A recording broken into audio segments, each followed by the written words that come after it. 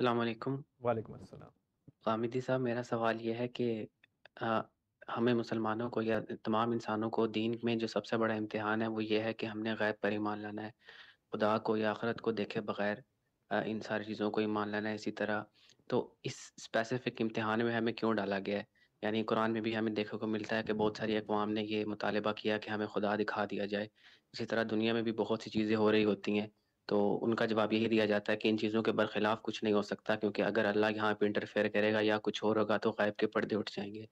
تو یہ اسپیسیفکلی غیب کا امتحان کیوں ڈالا گیا کہ ہمیں دیکھے بغیر ہی ایمان لانا ہے؟ شکریہ۔ شکریہ۔ اس لیے کہ ہمیں انسان بنایا گیا اور انسان میں یہ صلاحیت ہے کہ وہ دیکھے بغیر چیزوں تک پہنچ جاتا ہے۔ انسان کو عقل دی اس لیے کہ یہی فرق ہے انسان اور جانور میں۔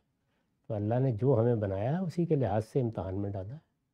اگر ہماری عقل نہ ہوتی اور ہم جن چیزوں کو دیکھتے ہیں جن کا مشاہدہ کرتے ہیں ان سے ہم نامعلوم تک نہ پہنچ سکتے تو اس امتحان میں نہ ڈالا جاتا ہمیں۔ انسان کو یہ صلاحیت دی گئی ہے کہ وہ محسوس سے نامحسوس اور معلوم سے نامعلوم کا سفر کرتا ہے۔ ہماری سائنس، ہمارا فلسفہ، ہمارے تمام علوم اسی پر مبنی ہے۔ ہماری ساری ترقی کی بنیاد یہی ہے کہ ہم نامعلوم تک پہنچ جاتے ہیں، یعنی غیب تک پہنچ جاتے ہیں۔ تو شہود سے غیب کا سفر کرنے کی صلاحیت ہے انسان کے پاس۔ اللہ تعالیٰ نے کسی ایسی مشقت میں اس کو نہیں ڈالا جس کی صلاحیت نہیں ہے۔